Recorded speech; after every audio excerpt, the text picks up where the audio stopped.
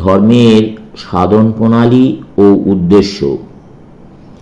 ধর্মের প্রত্যক্ষ অনুভূতি একমাত্র পথ। আমাদের প্রত্যেককেই সেই পথটি আবিষ্কার করিতে হইবে। প্রশ্ন উঠিবে, বাইবেল প্রমুখ শাস্ত্রসমূহের তবে মূল্য কি? শাস্ত্রগুলির মূল্য অবশ্য যথেষ্টই আছে। যেমন কোনো দেশকে জানতে হলে তার মানচিত্রের প্রয়োজন। ইংল্যান্ডে আসিবার পূর্বে আমি ইংল্যান্ডের মানচিত্র অসংখ্যবার দেখিয়াছি।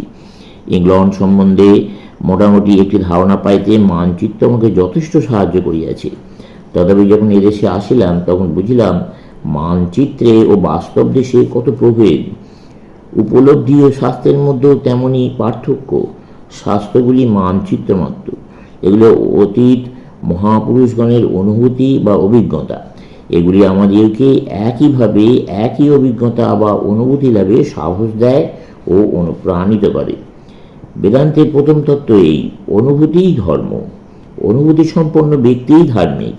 অনুভূতিহীন ব্যক্তিতে ও নাস্তিকে কোনো পার্থক্য নাই, বরং নাস্তিক ভালো, কারণ সে নিজের অজ্ঞতা অকপটে স্বীকার করে।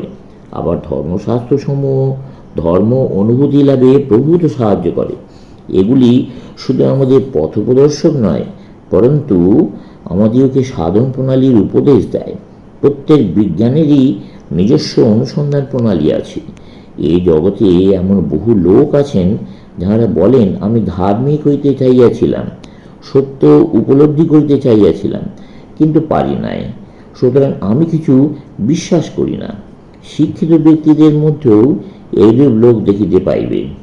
বহু লোক তোমাকে বলিবে, আমি ধার্মিক হইবার জন্য চেষ্টা করিয়াছি, কিন্তু আজীবন দেখিয়াছি ওর মধ্যে কিছু নাই। আবার সঙ্গে সঙ্গে এই ব্যাপার দেখিবে, মনে করো একজন রাসায়নিক বড় বৈজ্ঞানিক তোমার নিকট আসিয়া রসায়ন শাস্ত্রের কথা বলিলেন। যদি তুমি তাহাকে বলো, আমি রসায়নবিদ্যার কিছুই বিশ্বাস করি না, কারণ আজীবন রাসায়নিক হইতে চেষ্টা করিয়াছি, কিন্তু উহার মধ্যে কিছুই পায় নাই, তখন বৈজ্ঞানিক তোমাকে প্রশ্ন করিবেন, কখনো তুমি ঐরূপ চেষ্টা করিয়াছিলে? তুমি বলিবে, যখন ঘুমাইতে যাইতাম তখন পুনঃ পুনঃ এই কথা উচ্চারণ করিতাম, হে রসায়নশাস্ত্র, আমার নিকট এসো, কিন্তু সে কখনো আসে নাই। উত্তরে বৈজ্ঞানিক হাসিবেন ও বলিবেন, না, ও যথার্থ প্রণালী নয়। কেন তুমি পরীক্ষাগারে গিয়া ক্ষার রস অম্ল রস প্রভৃতি মিশাইয়া দিনের পর দিন গবেষণায় তোমার হাত পোড়াও নাই? ওই প্রণালীতে তুমি ধীরে ধীরে রসায়নশাস্ত্রে জ্ঞান লাভ করিতে পারিতে। ধর্মের বেলাও ঠিক তেমনই। ধর্ম সম্বন্ধে ঐরূপ সময় স্বীকার করিতে কি প্রস্তুত আছো? প্রত্যেক বিজ্ঞান শাখারই যেমন শিক্ষার একটি বিশিষ্ট প্রণালী আছে, ধর্ম অনুশীলনেরও সেরূপ আছে।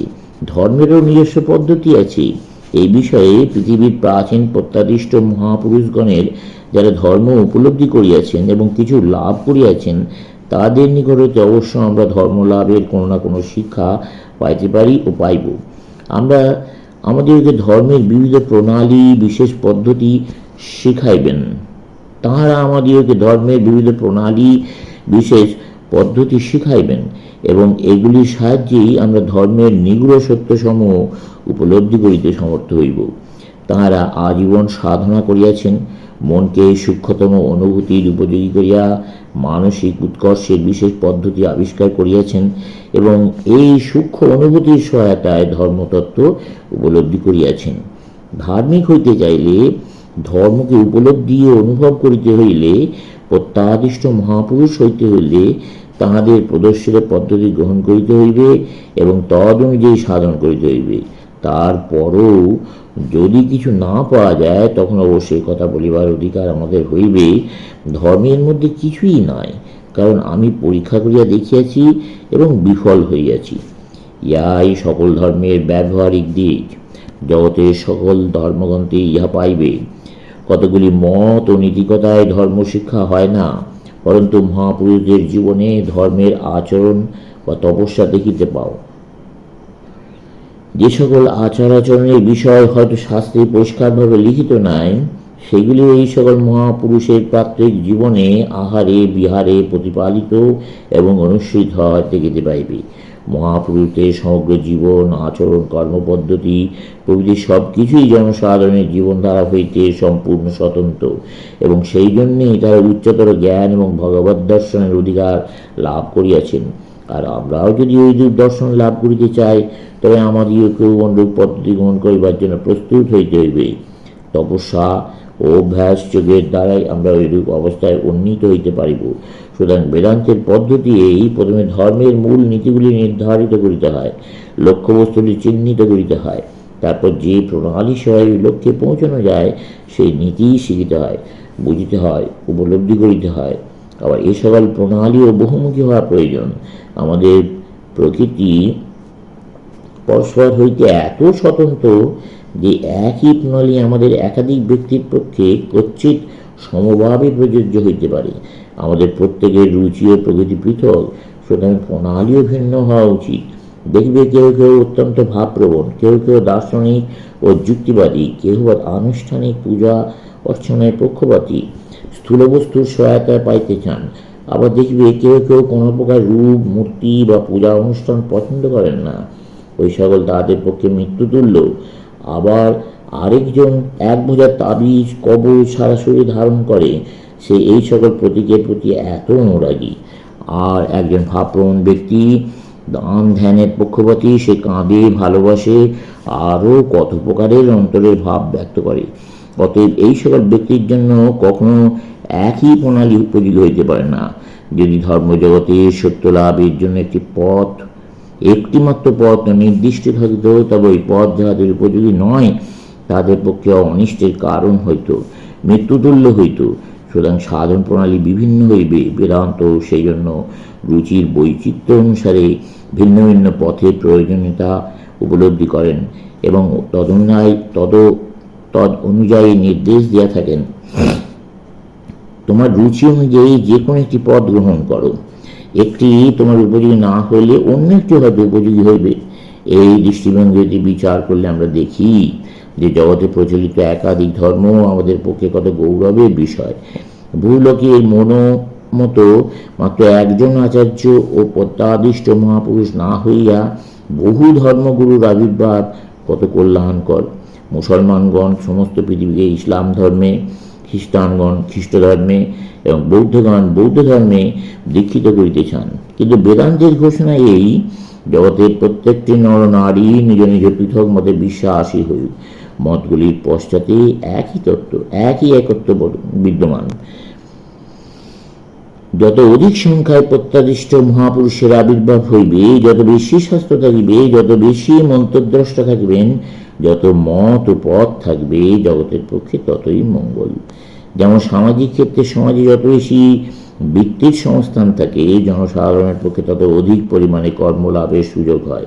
ভাব জগতে এবং ধর্মজগতেও সেরূপ হইয়া থাকে। বর্তমানকালে বিজ্ঞানের বহুমুখী বিকাশ হতে মানসিক উৎকর্ষের কি বহুবিধ সুযোগ মানুষের সম্মুখে উপস্থিত হইয়াছে। জাগতিক ক্ষেত্রেও প্রয়োজন এবং রুচি অনুসারে নানা সামগ্রী আয়ত্তের মধ্যে পাইলে মানুষের পক্ষে কত বেশি সুবিধা হয়। ধর্মজগতেও সেইরূপ। ইহা ভগবানেরই এক মহিমাময় বিধান যে জগতে বহু ধর্মমতের উদ্ভব হইয়াছে। প্রার্থনা করি এই ধর্মমতের সংখ্যা উত্তরোত্তর বর্ধিত হইউক এবং কালক্রমে প্রত্যেক ব্যক্তি তার সংস্কার অনুযায়ী স্বতন্ত্র ধর্মমতের অনুভূতি হইবার সুযোগ লাভ করুক। বেদান্ত এই নিগূঢ় প্রয়োজন উপলব্ধি করিয়া এক সত্য প্রচার করেন এবং একাধিক সাধন প্রণালী স্বীকার করেন। তুমি খ্রিস্টান, বৌদ্ধ, ইহুদি বা হিন্দু হও না কেন, যে কোনো পুরাণ শাস্ত্রে বিশ্বাসী হও না কেন, নাজারেতের ইসদূত, মক্কার পবিত্র পুরুষ মোহাম্মদ, ভারতে বা অন্য কোনো স্থানে অবতার ও প্রত্যাদিষ্ট মহাপুরুষের প্রতি আনুগত্য স্বীকার করো না কেন, তুমি নিজেই একজন সত্যদ্রষ্টা হও না কেন, বেদান্ত এ সম্বন্ধে কিছুই বলিবে না। বেদান্ত শুধু সেই শাশ্বত নীতি প্রচার করেন যা সকল ধর্মের ভিত্তি এবং যাহার জীবন্ত উদাহরণ ও প্রকাশরূপে অবতার পুরুষগণ ও মুনি ঋষিগণ যুগে যুগে আবির্ভূত হন। তাদের সংখ্যা যতই বর্ধিত হউক, তাতে বেদান্ত কোনো আপত্তি উত্থাপন করিবে না। বেদান্ত শুধু তত্ত্বটি প্রচার করে এবং সাধন প্রণালী তোমার উপর ছাড়িয়া দেয়। যে কোনো পথ অনুসরণ করো, যে কোনো প্রত্যাদিষ্ট মহাপুরুষের অনুগামী হও, তাতে কিছু আসে যায় না। শুধু লক্ষ্য রাখিও সাধনপত্রী যেন তোমার সংস্কার অনুযায়ী হয়, তাহলেই তোমার উন্নতি নিশ্চিত। সমাপ্ত।